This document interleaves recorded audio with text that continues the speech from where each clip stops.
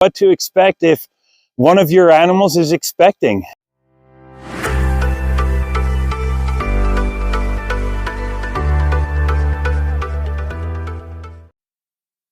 Hello everyone, we are out in the pasture today on this beautiful December Sunday.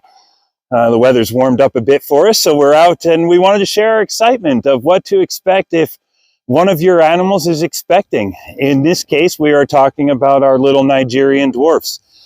These are two little does. We've had them for a couple of seasons now, and we decided it was time to take the next step with goat ownership and expose them. We introduced them to a beautiful little blue-eyed buck. We went ahead and tracked down a male from a homestead down the road here.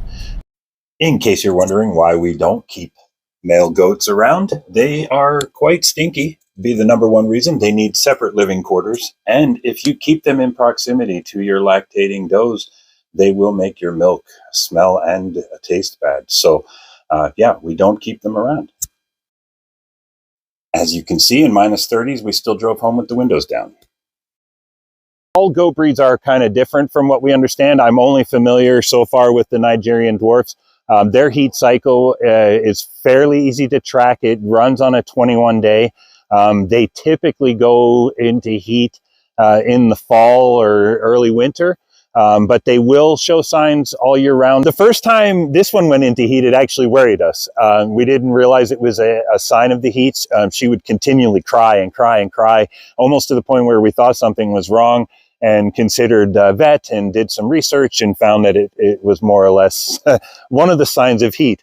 The cuddliness, she gets, they do a lot of rubbing up against walls and up against the other animals, and they get really clingy. You know, they follow you around and they cry and they cry and cry. So it was super easy for her. Our other goat, on the other hand, she shows no signs of heat at all until we brought the buck. As soon as we introduced the buck, she got the tail wagging and she was crying and doing all the bleeding that that little Lily here was showing. So we also exposed Trix. Now, in the event that you're not sure if you have a goat that's in heat, or if you're not sure of her heat cycle, they say to expose them with a buck for at least 30 days. And that way you're sure if she did go into heat, that they are covered. So these little ones, when they go into heat, it's typically only for about 24 to 36 hours. It's a really short window. So you want to make sure if you're going to get a male or have a male that they're in the same pen together for at least that few days to a week. Like I said, with these guys, it's that short window. So we knew after a weekend that we had more than enough exposure time. And they were quite smitten with each other, so we're quite sure that there was some activity there that would lead to baby goats. So yeah, we're not going to bore you with the details of that, but we're fairly confident there was at least covering. And yeah, hopefully in the next month or so we start seeing those signs. We should see some more roundness. This one's a little heavier, but we should see some more roundness, hopefully. Only 145 days for these little guys.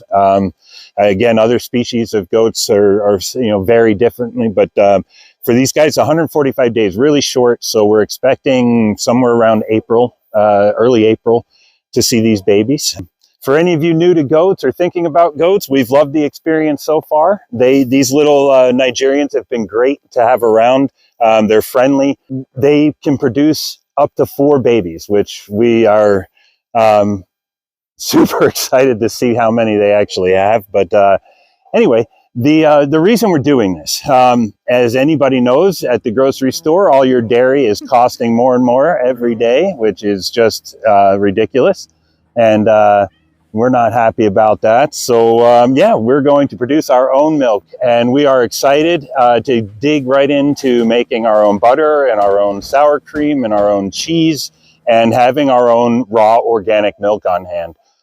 So for anybody thinking about doing this, it's not as hard as it may seem. You do have to provide your basic essentials for the animals. They are fairly easy to take care of. You just got to give them the proper nutrition and the proper shelter. Okay, so here we are in the goat's pen, and during our our journey, we've learned about goat nutrition, and when they are gestating and pregnant or expecting, and it's the middle of winter, like it is with our goats, you want to make sure you're getting proper supplement and mineral. So what we have here is just your supplementation. Most of these smaller goats, about half a kilo per head per day. And then your mineral, if you have free ranging goats like we do, they don't have access to mineral in the winter.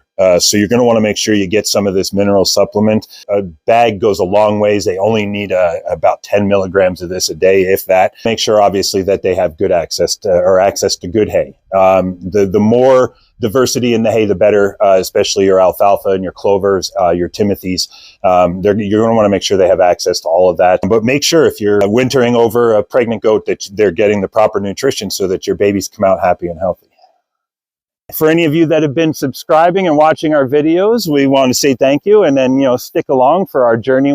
We are super happy to share the birthing experience. So as we get closer to that, we will do some more content and make some more videos, and hopefully we capture that moment and can share it all with you.